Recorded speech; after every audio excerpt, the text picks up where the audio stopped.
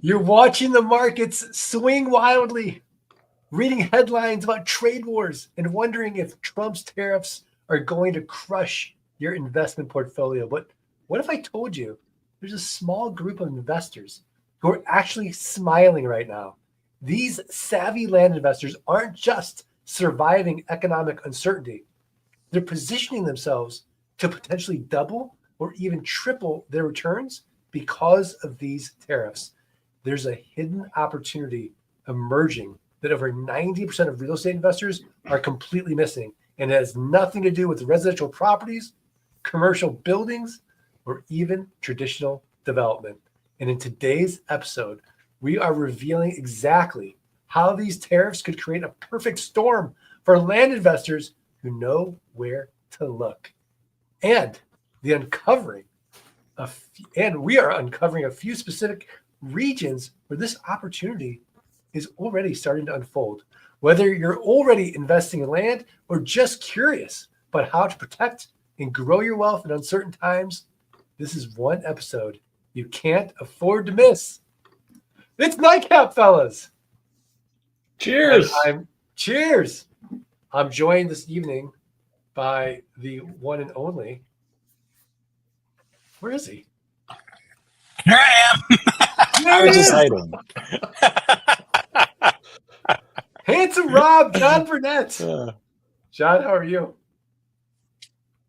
I'm doing great. I just had a little internet. I guess we had an internet blip in northern Idaho, so I've been gone for 5 minutes, but it's been great. Well, I felt the void, and now you're back. I know. I felt it too. And then, of course, buddy, the Nite Cap OG, Scott Bossman. Scott, how are you? I'm doing well, Mark. I'm excited to be here tonight. I'm excited. We got a really great show. And unfortunately, the Zen Master, Mike Zano, is off living his best life and cannot join. But I think we've got a great topic because, look, no matter where you are politically, and this is not going to be a political topic. And the reason being is I don't even read the news. I'm probably the most uninformed person right now. I know what tariffs are. I understand the reasoning behind the tariffs. But as a land investor, it don't matter to us at all.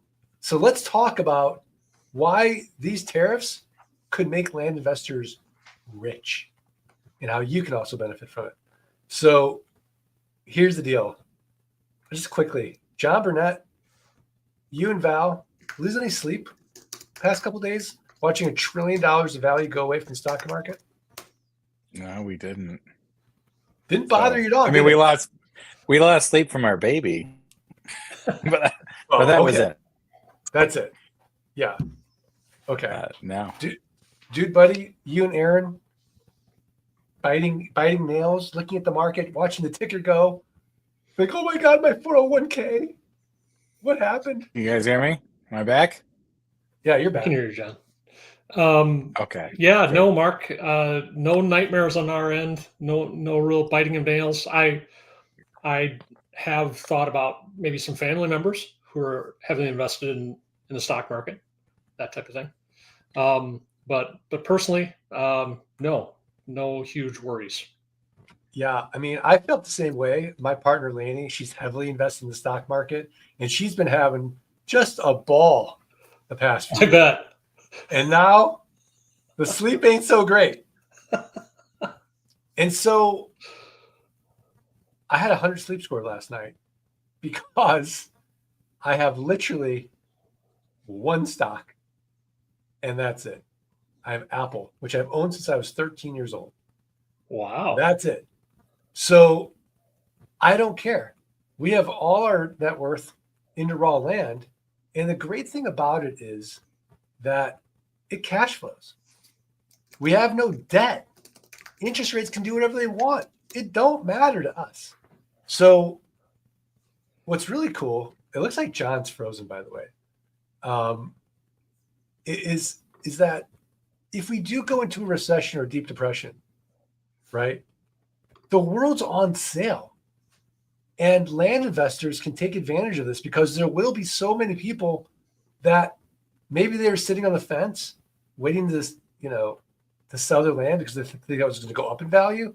All of a sudden, they feel poor, and they're like, "Oh, maybe I'll sell that land now, and get out of it and take some cash and do something," right? And land investors can take advantage of it. So, dude, buddy, great episode on Trump's tariffs. But like, it doesn't matter. It literally doesn't matter. Yeah, and I think if we even dial it back a little bit and just talk about, why is land good to invest in the beginning, in the first place? And really, it just comes down to the fact that land is a hard asset, right? Right. It's tangible.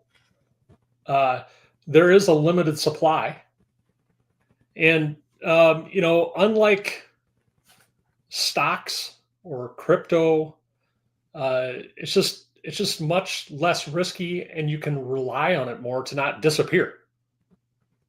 Yeah, Right. Exactly. What's interesting about that is I was reading some stuff by Ray Dalio, and and he was saying, in times of uncertainty, people flock to real assets. So precious metals do very well. Gold and silver are having their day. But what else is a precious, limited resource? Raw land.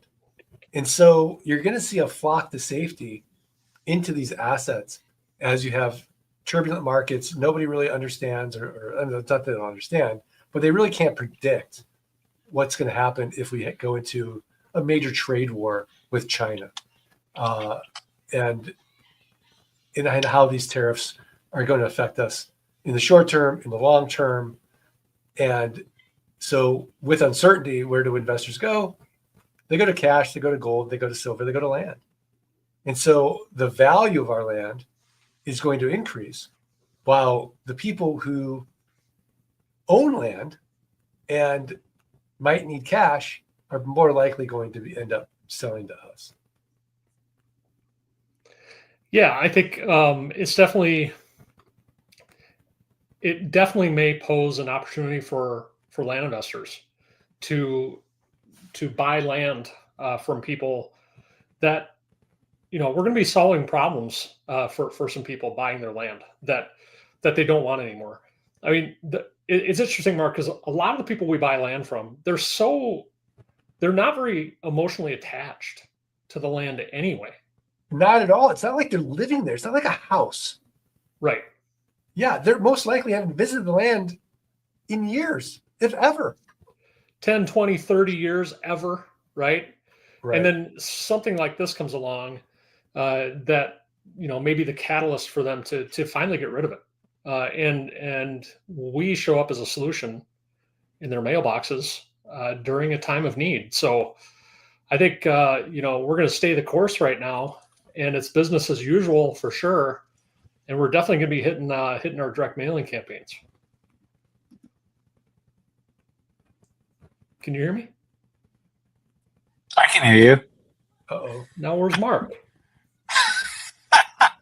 Mark's there, but he's not there. Oh, Mark? now he's gone. Oh, I'm on the top again. There we go. There you go. What happened? So my internet just froze. Is it a StreamYard issue? Might be a StreamYard issue. I don't know. It's a little laggy on my end as well. So I just want to blame StreamYard, so it's not my fault. That's my plan. Yeah, not my fault. John, by the way, you're 10 minutes late, and we're heavy into this discussion. Okay. Yeah. So I mean, I'm sure you guys handled it really well. Yeah. So John, how have sales been going for you, and good, and acquisitions going for you, as in the turbulent times of tariffs? So like I don't know, like since the tariffs went into effect, we've had, I don't know, 65 grand in sales. So like and I mean, granted, like, so that's actually good for me. Right. Yeah. Like, No, but yeah. So it hasn't impacted me substantially at all. Now I do find, like, I think you guys in my, as I was blipping in and out of internet land, I heard you guys talking about uncertainty, and that's kind of one thing that I have found in, is that basically I feel like when things are up, there's a level of predictability. When things are down, like economically, there's a level of predictability. But when people don't know what to expect, that's kind of where I see, like I saw a slowdown leading up to the election in sales a bit, and then on the other side it picked right back up. So I do find that in like a little period of uncertainty, sometimes I'll see a little bit of a lull, and then things just kind of pick back up once people kind of feel like they know what to expect, Yeah, absolutely. All right, dude, buddy, I got a question. Okay. Your best friend from college calls you up and says, dude, buddy, my 401k is like down 75%. I'm really worried. I know you've been doing really well in the land business. Is now a good time to get into the land business, or should I wait until the smoke clears a bit? There's more, I don't know, certainty in the market. What would you say? Yeah, that's a good question. I think the money in the 401k, I might leave alone and wait it out if you can, right? Okay. But like if you're looking for an investment, if you've got some savings that's sitting in a bank account doing nothing, if you got even some home equity, that's a lot of us as we get older into our 40s and 50s, we have a lot of home equity. Like how do you make that work, right? Well, land investing is a great place because Mark, we talk about all the time. We make money on the buy, and we're literally buying these assets at 25, 30 cents on the dollar, right? And we can just, you can just, we sell to land bankers. I can't tell you how many repeat buyers we have. They just want to buy land and stack it up in a portfolio and let that land appreciate over time, because to them, it's maybe a safer place to park their money.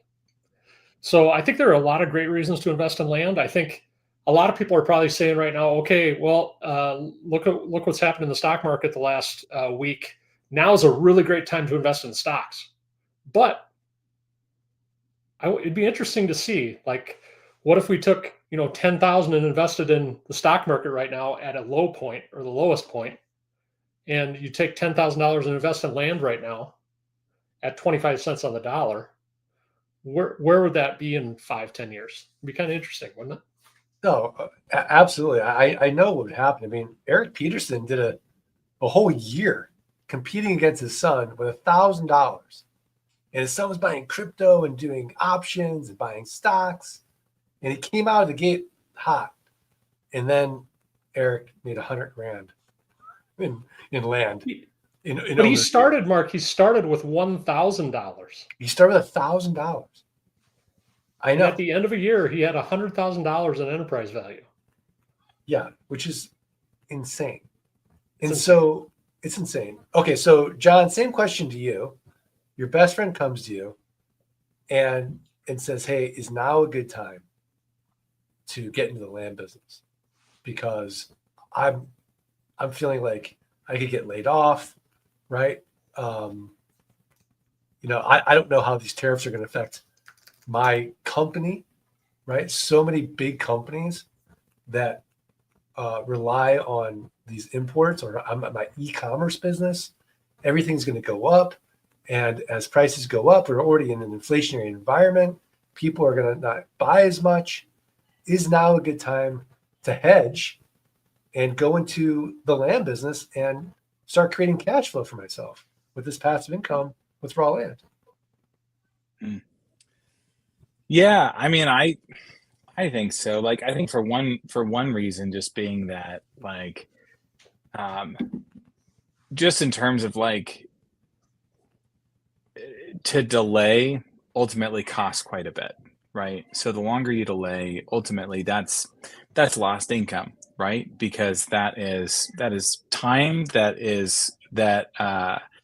you are going to spend not working on this, not building your business. And ultimately those months, those years that you take to build up, those are months and years that you won't be getting income out of your business in the future, right? And so I think that's one thing. And then I do think like there is a level of certainty and predictability. And I think when it comes to land investing and the fact that like there's deals to be had, right? And even if the economy takes a turn, right, that's where there are more deals to be made, right? That's when there are lots of people that are looking to liquidate, and where you can find like lots of opportunities to acquire, right? And then I think it's effectively the big question is like what happens if there's a recession, right? Like that's ultimately what it comes down to. And the nice thing is that we've kind of got you as living, breathing proof of what that looks like, Mark. And so like we kind of know, like we know like this model has been through a recession. We know what to expect. And the reality is that even if you sell property with owner financing and you get people to default, you keep the property, right? You keep the property, you resell it, and so you end up on top. Even if your monthly takes a little bit of a dip for a period, you ultimately end up in a stronger spot. And so it's all kind of baked into the cake, and we kind of know what to expect if that were to happen. So even in the midst of uncertainty, we kind of know what to expect, Yeah, absolutely. And it's so funny because I think about this all the time and why I feel so good about sort of being contrarian in my investing and not buying assets that could appreciate or could go down. And because I don't want appreciation, it's insecurity. So I have literally no effect on the stock market. And all of these things that are going on are literally outside my control. If tariffs, unemployment, interest rates, none of these things do I get to choose. And yet I'm going to take my hard-earned money, put it into this market that I have no control over, and hope that over the long term, as it goes up and down, that I'm 50 years from now or 40 years from now, I'm going to have a nest egg that I could use. Why not shortcut it? Why not just create cash flow of the same amount? So if I have $10,000 a month in passive income for the rest of my life, that's $120,000 a year that people have done in 12 to 18 months. So let's just do some math. Okay, this will be fun. Ooh, I like math. I like math with Mark. Math with Mark. New segment on Nite Cap. New segment. All right, so we take $120,000. Okay, and we divide by, let's say, we go to the bank, we say, hey, look, how much money do I need to deposit? And I don't want to touch the principal. I just want the interest. Just want the passive income. And they'll say, oh, interest rates are pretty good right now. We're going to pay you 2% of the savings account. Like, okay, 2%. How much do I need to deposit to throw off $120,000 a year in passive income? And they said, oh, no problem. Deposit $6 million. And then at 2%, you'll get $120,000 a year.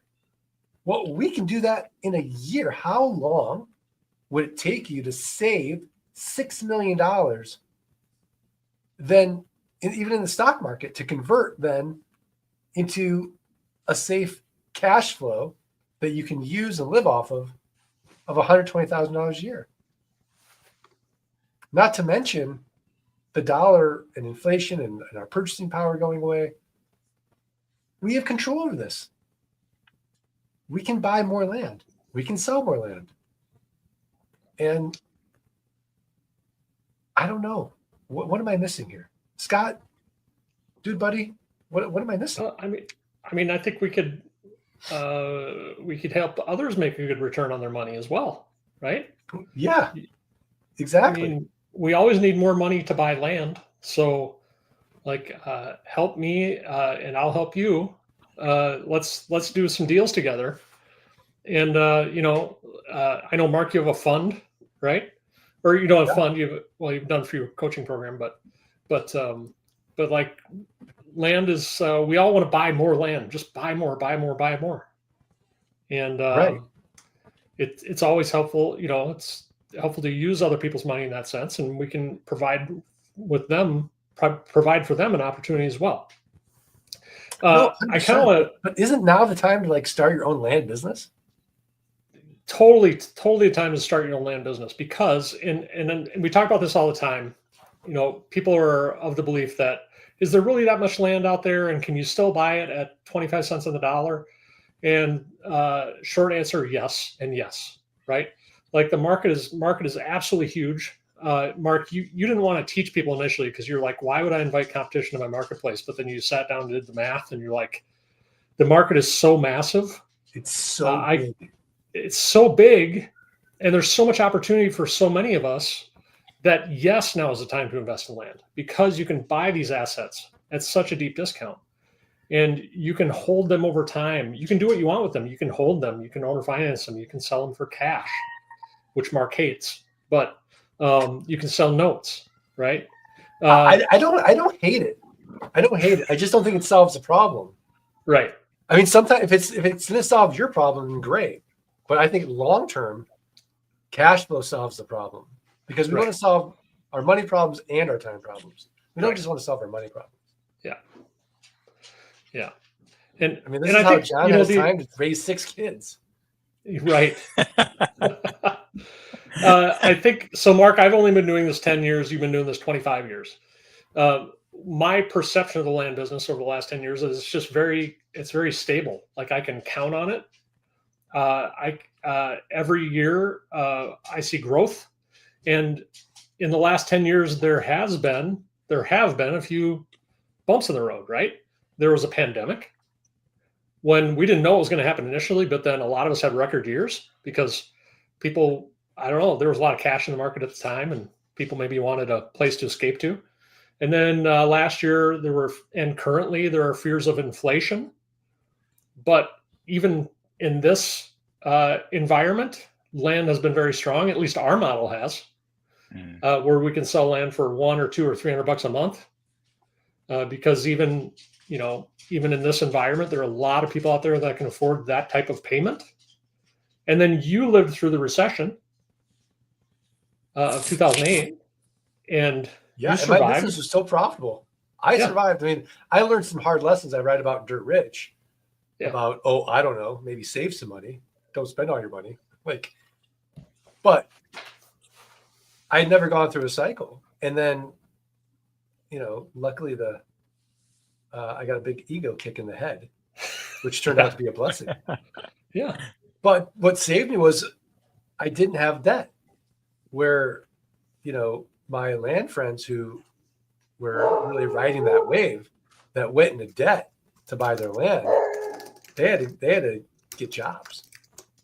And I continued to do it. I mean, I just had to really, adjust to my lifestyle. Like, maybe don't spend all your money when you're making a lot of money. That seems reasonable. Like if my parents are watching, you taught me better. I just had to figure it out myself. We all have those lessons to learn, I think. We all, sure. It's so funny because we all know it intellectually. It's like, but life has to teach you the lesson. We all need that road rash to really have it sink in. Yeah. Yeah. The joys of parenting too. Like you know how many times you tell your kids, do this, do that. Oh, I see you're making a mistake. Oh no. They're like, okay, they're gonna have to learn for it on their own. And then they go, okay, Dad, you were right. Yep. It's just part of it, right? It's just part of it. Yeah. So I think it's a good segue then for making sure that your business is political proofed, right? So that no matter who's in office, who's leading the country, who's making decisions that you agree with or disagree with, how do you politically proof your life? And I think this is the answer is, let me start a business. I control. Oh, sorry. Yeah. The dog's like all excited. Like, yes, this is a good point he's making. And so, all this uncertainty between politics, the market, AI. Now's the time to start a business, buy assets, 25, 30 cents a dollar, and make them cash flow. And you build systems and automation, hire virtual assistants to do the work, and you're free. You're free. And the worries, the financial worries go away. I mean, John, look at you. You're 88 years old. You have 6 kids. The stress. You look so young. Why? Because you don't have to worry about money.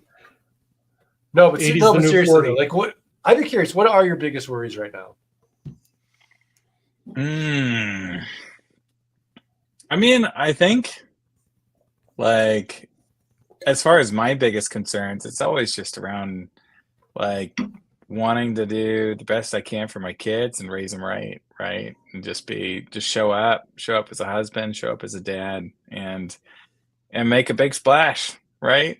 Like you only live once, and so that's kind of, I think, what it comes down to for me is just doing the best I can.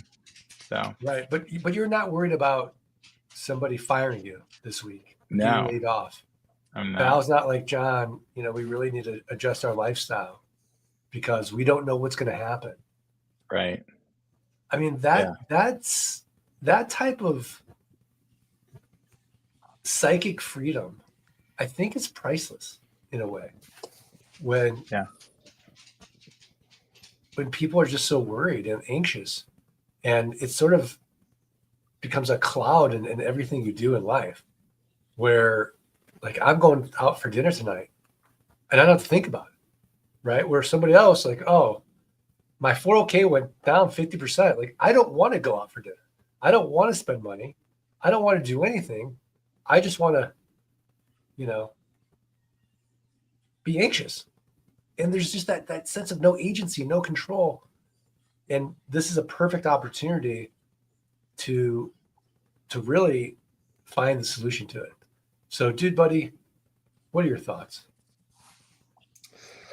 I mean, it goes back to your question, do I have worry? And I would say, I don't worry about much right now, which is nice. I see others worry, and I can empathize with them because I've been there. Yeah. Right. And that's it's actually very freeing. I actually so I work just a half morning a week as a PT, and I meet people who they're maybe providing physical therapy services at a place of work. They work for a company, and they're providing therapy services at a clinic or a nursing home. And since I quit my job, Mark, in 2018, there have been 4 company changes at one building. And I know a lot of the people that just they work for a company and then the company folds or they move on, and then they work for another company. And there's always this period of uncertainty that they have to experience. And I've done that before, and it's hard. It's hard on your family because, you get called into a meeting today, and guess what, guys? In 1 month, you no longer have this position. So now you have to get another one. And I don't have to do that anymore. And it's that's one of the most amazing feelings I have, is that because I went into land investing, like I say this a lot, but I'm the captain of my fate, right? Nobody else is controlling my fate. I'm the captain of what I do this month, right? If I don't buy as much land as I should, that's on me, but it's on me. It's not on somebody else. So there's a great sense of ownership that comes with this business, and freedom and control that a lot of people don't have. And I'm thankful for that. And I empathize for others who are not in that position. And that's why I think, Mark, what you have done for all of us is just so powerful, because it helps a lot of us realize that we are more capable of that than maybe we initially thought. No, thank you. And John, when Scott was talking, am I the only one thinking I could be a Somali pirate in his life and be like, I'm the captain now, and like go to Alaska? It was I think take I over think his I can business. safely say that you were the only one thinking that. You were the Okay. only one, yes. Yeah. Yeah. For those of you That's that don't funny. get That was the good. inside baseball, it's Captain Phillips with Tom Hanks, based on a true story of Somali pirates. Yeah. Yeah. So, That's good. but I digress. A little bit, but that's okay. But it's okay because it's Nite Cap and it's fun, and It's exactly. that's what we're supposed to be doing. So John, while Scott was talking, and having that agency in your life, do you remember a time where you didn't feel like you had control, and how did you manage it? Yeah, I mean, I do. Like, I can remember professionally several instances. Like, I think one thing that came to my mind while Scott was talking is just like when you're looking for a job and applying for jobs, it just sucks, right? Because you're like doing so much work and only one thing that you do ultimately pans out into anything, right? Like and you're not getting paid, right? And so I remember periods of doing that, right? Looking for jobs. And then periods of being uncertain as to what my future held in a specific industry, and it is really nice to know that I'm in control of that now, right? Like I'm my own agent, I'm my own boss, right? And I control all of that. And so I have the flexibility now to not show up on a specific day. I could take days off if I need to.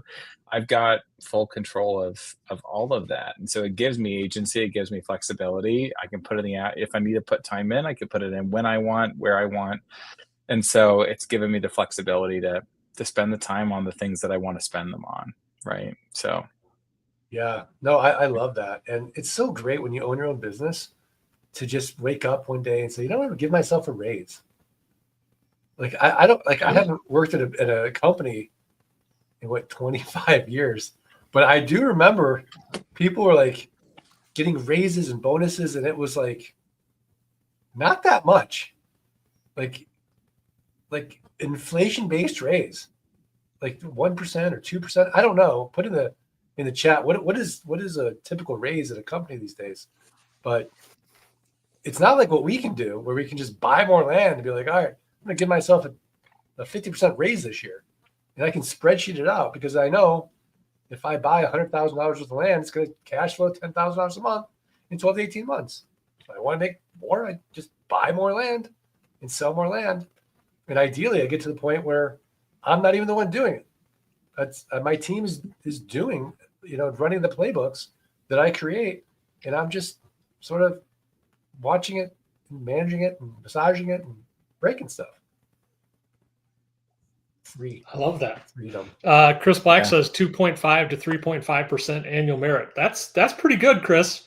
I remember getting, like 1% back in the day, 2%. That's pretty good. That's pretty good, Chris. Well, like it ain't as good as like what we can do.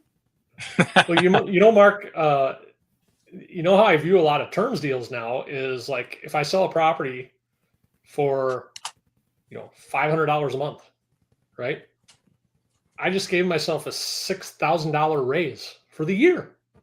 Yeah. Like I love thinking about it like that. Like I'll go in and say to Aaron, "Hey, we just sold a property for $500 a month." It's kind of a neat way to think about it. No, it's really cool. It's really cool. Now, on the flip side of that, we could be like, hey, look, what happens if your note defaults, right? Well, all right, we have a temporary dip in our passive income, but we still have the asset. So our cost basis has just gone down on that asset. There's no cost to foreclose. We just resell it. We extend out our ROI. So imagine the way I would think about it is Trump declares tariffs.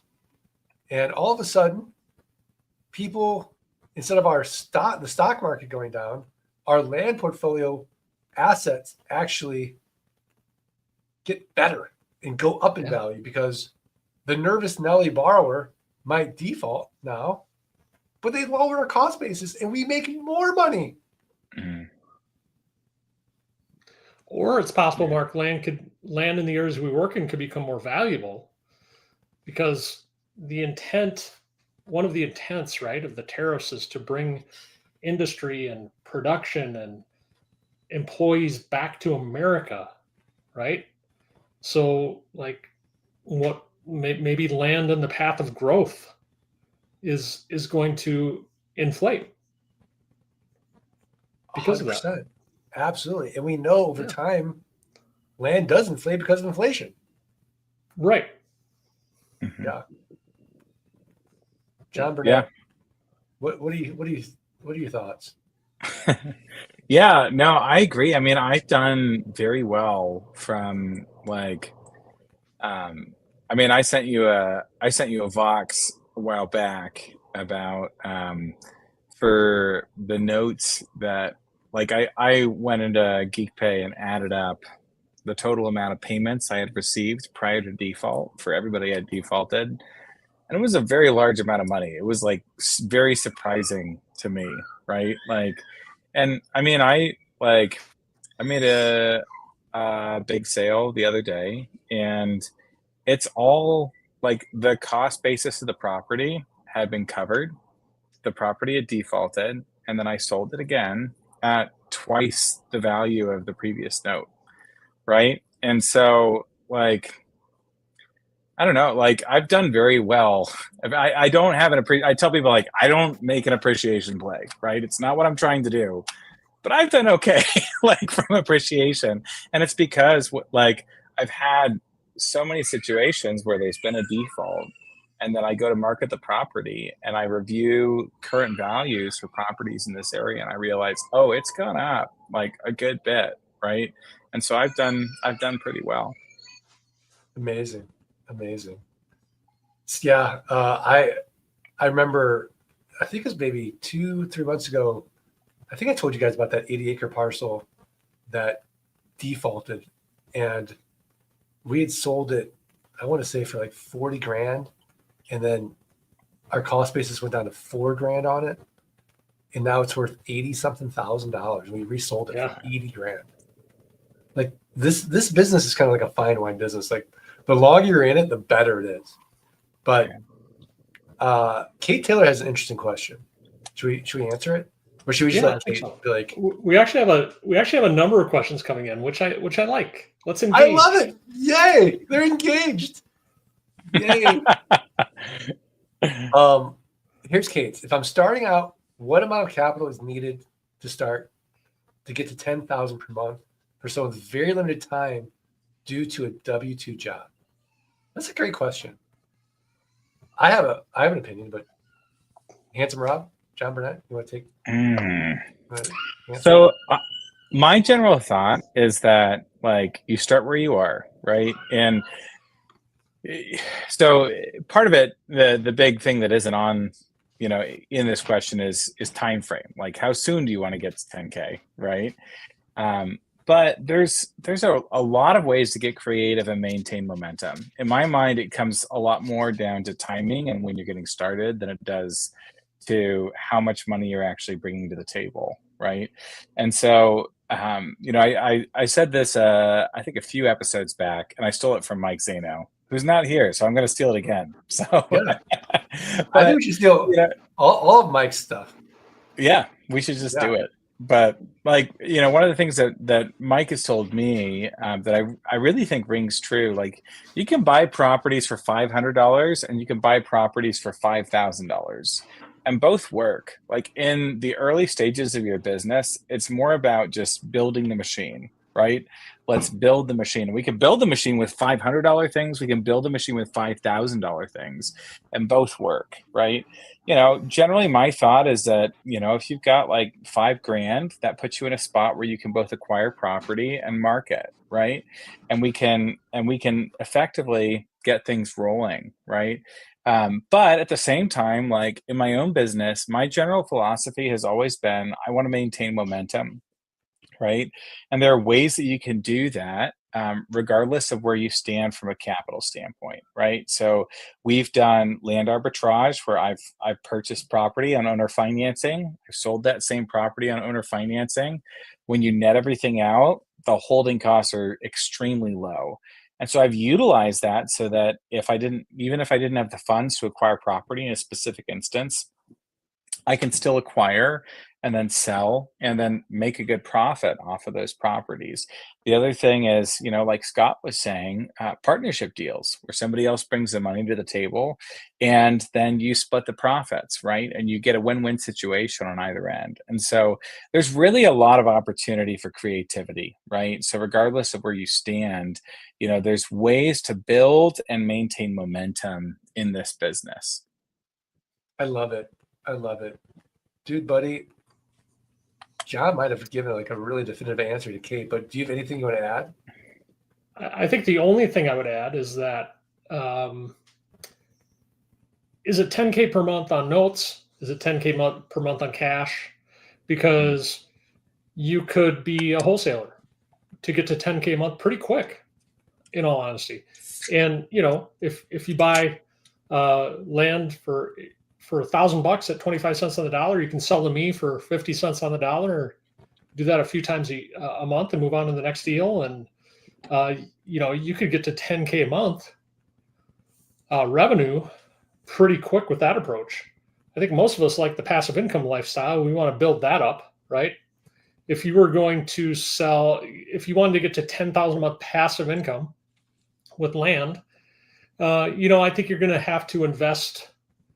I don't know, Mark, like I think we've talked about, you might need like $100,000 invested in land to create $10,000 a month passive income. But like John said, there are multiple strategies on how to raise that capital to buy more land. You wholesale, you sell notes, you get other people's money, right? So I think I would answer to Kate, 10K a month. What amount of capital is needed? Like, you can start this with a couple thousand and grow it from there.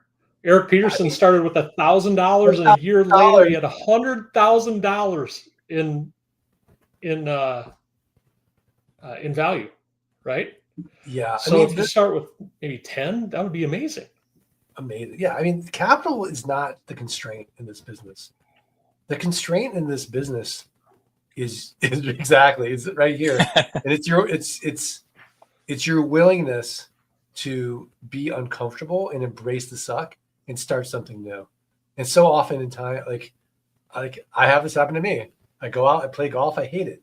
I think I should be better than I am. But the people who just let it go and they like go out and enjoy it and they practice and their intent is just to get better at it, a year later, they're good golfers. As long as you stay with it, Kate, and you devote some time, like I don't know, hour or two a day, it will move the needle. And there's so much creativity, like these guys are saying, to get you to where you want to be. But I would say that it's really important to be really clear on your why. Why do you want to do this? What does $10,000 a month solve for you? And is it that important where when you you get knocked down, will you get back up to do this business?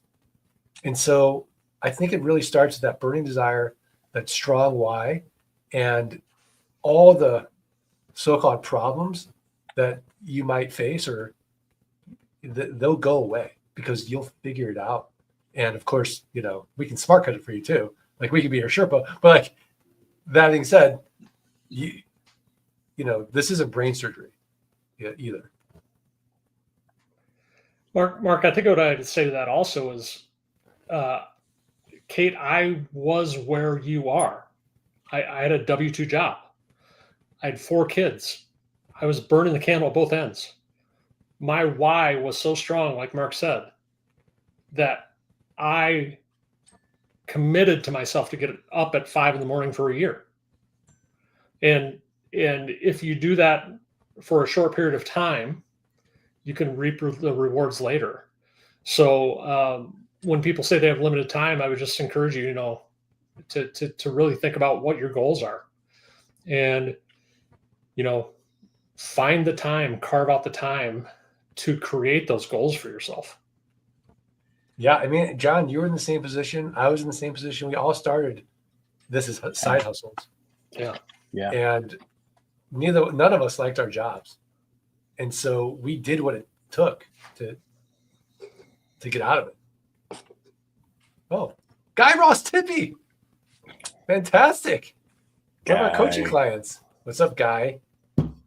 In rough economic times, would land not be a stable coin, so to speak?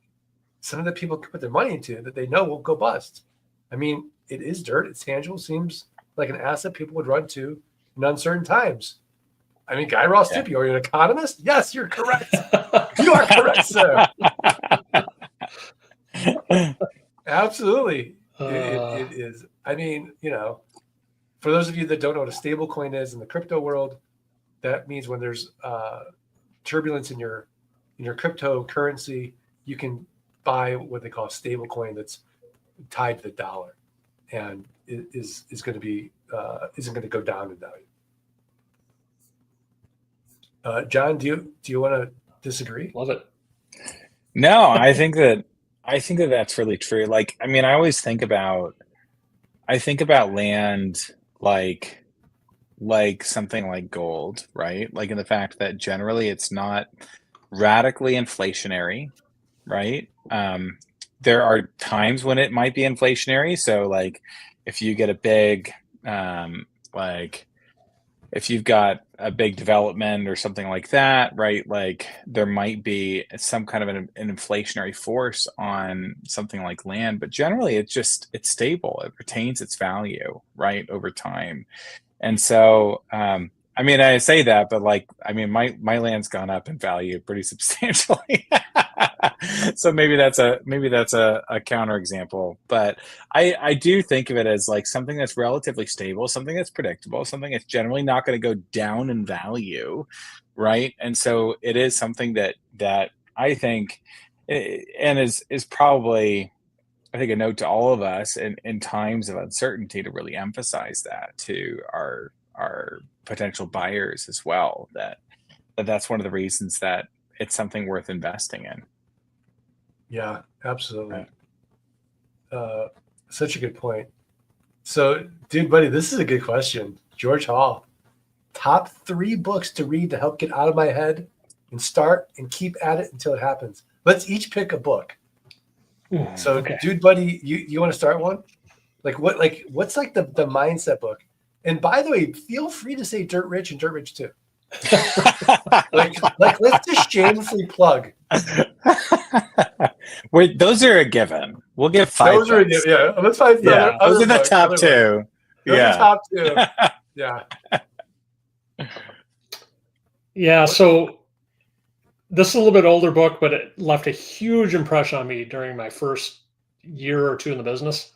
It's called Procrastinate on Purpose by Rory Vaden. Yeah. And the title, in my opinion, doesn't, I don't know, I think it could have been a better title. But really what it talks about is, I should have picked a different one. I just thought of a different one. Go ahead, get it. But anyway. I'm going to give like 10 bucks by the time we're done. I know, right? Let's do a bonus book. Like, what do you like better than Procrastinate on Purpose? So Procrastinate on Purpose is really applicable to the land business because he talks about, it's kind of like Dirt Rich too, Mark. He talks about automating, delegating, eliminating things in the business that you don't need to do anymore. So it kind of helped open my mind to like the whole notion of the 4-hour work week, which when I first read that, I was like intimidated. I'm like, that's not possible. That's not my bonus book though. My bonus book is The Cash Flow Quadrant by Robert Kiyosaki.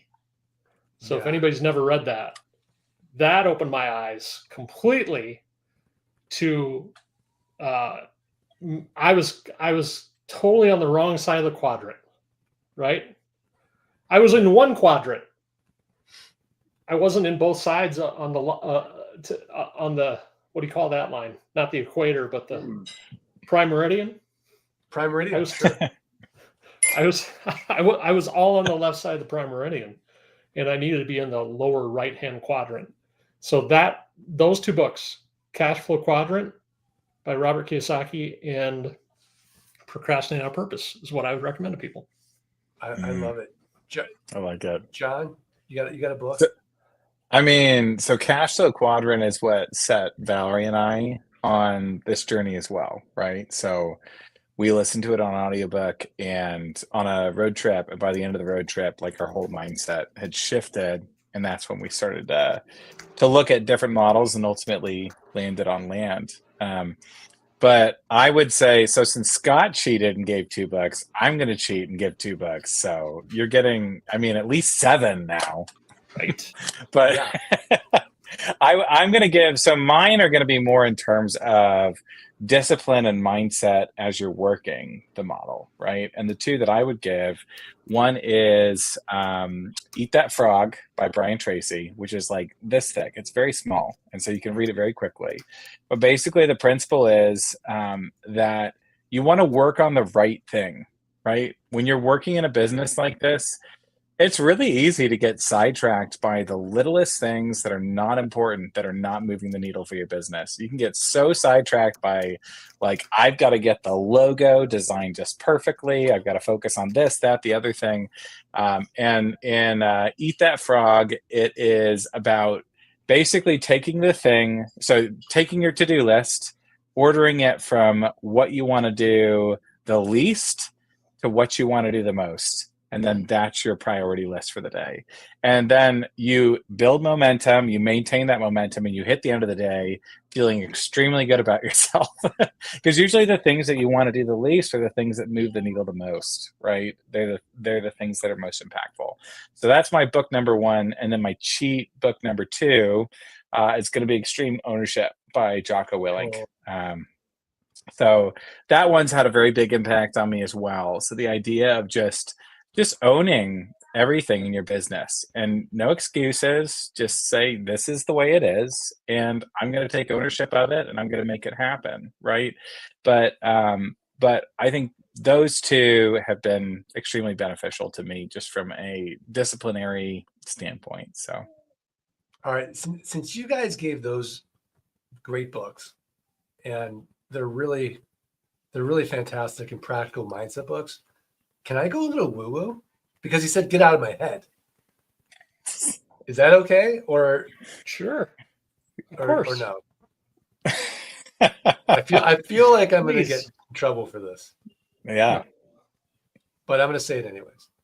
Okay. I think if you're worried about being in your head a lot, there's a couple books that really talk about how to get out of your head and not really take these thoughts so seriously and not be so attached to the thoughts. So a book for me that has really been instrumental in this is Anthony DeMello, Awareness. It is a phenomenal mindset book and not very thick at all. Another one is The Untethered Soul by Michael Singer, which, again, yeah, I see the look on John's face, like he's going very woo-woo now. And as now long as we're not getting into astral projection, I'm good. Yeah. But I think a more practical maybe mindset book is Gay Hendricks' Take the Leap, which Stephanie Dean, that's her nickname now, is Take the Leap. Take the leap. Take the leap. Yeah.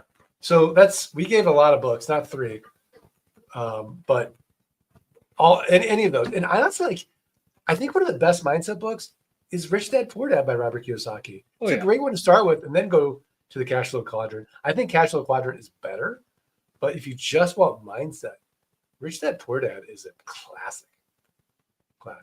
But because he said get out of my head, I had to go there. I love it. I think so. I haven't read Take the Leap yet, so I got to read that one. Oh, I've actually never read Rich Dad Poor Dad, which is crazy. Oh, wow. Now that I think about it, it's just Cash Flow Quadrant. So it's a great read. It really is. Yeah. Especially if you're at that point in your life where you're not sure if you should quit that W-2, right? It's great. It's great. I recommend it to Kate Taylor. She hasn't read it. She's like, should I quit my job too? Kate's got a lot of reading to do. She's got a lot. Yeah, she's got a lot of reading to do. So does George. And George. Yeah. Mark, this is a good question because this is something a lot of people wonder about. Aren't defaults difficult, and like, doesn't it take a lot of time and money to go through the default process and the foreclosure process on your properties? And the quick and simple and dirty answer is no. So this kind of gets at that. But which states are your favorite to buy in that are most friendly when you have to foreclose? We work in states where it's very easy to foreclose because we use land contracts when we owner finance, right? And we don't have to record those land contracts with the counties. So it's just a matter of sending a letter. That's it. It's a letter. Right, Mark? It's a letter. The way that we do it, it's really simple. And oftentimes you'll think, if you talk to a real estate attorney, they say, you can't do this. You have to use a deed of trust and you have to go through the foreclosure process. We've been doing this a long time, and it's a contract. You got a purchase sale agreement, land sale contract, and promissory note. They all say the same thing. Pay on time, and you're going to get the deed, right? If you miss a payment, no problem. You've got 30, 35 days to cure your default. But then if you don't pay, we keep your down payment. We keep those monthly payments. You lower our cost basis, and there's no cost of foreclosure. We just resell that property. Simple. We love simple. Simple scales. Does scale. Boring scales, simple scales. Simple scales. Yeah. We're all that and more. Boring and simple. Yeah. Gonna throw that on a t-shirt. Land Geek on one side, boring and simple on the back. There you go. Yeah, there you go. All right. Well, let's end with this one. Mark, how do I find? This is from Billy Swinton. How do I find VAs who can do due diligence for $11? I think you should go cheaper. You could go cheaper. So there's a few companies out there that will do it. What is it? Is it parcelreview.com? I'm not sure if they're $11. They're more like 20 or $30. Yeah. So there's Parcel Review. There's Land VA for You. There's Landmasters. Yeah. They're all offshore. They're all relatively inexpensive, and they're all connected to an American title company. So I would start there. You could also go on like Upwork or Fiverr and find someone offshore that knows the land business, and they might charge $5 to do your search for you. And Mark, it's getting easier to find people that are experienced now in the land business, right? It's kind of neat because 10 years ago when you went on Upwork, you're looking for people who, were experienced in the land business. Might have been a little bit hard to come by. Now you go to Upwork and you look for people who are experienced in the land business. So like, oh yeah, I've worked for, land investors in the past. So it's kind of cool. Oh, it's really cool. Upwork. And I'm not bitter at all. You're all so spoiled. It's so easy now compared to when I started. Oh man, I know. It's easier compared to when John and I started too. Isn't it? Yeah. Isn't it amazing? I mean, it's crazy. There's a whole economy for land investors. Everything from every aspect of the business now, there's somebody that can solve that problem for you. Yeah. Inexpensively. Right. Yeah. Awesome. Well, should we look at the next week's topic?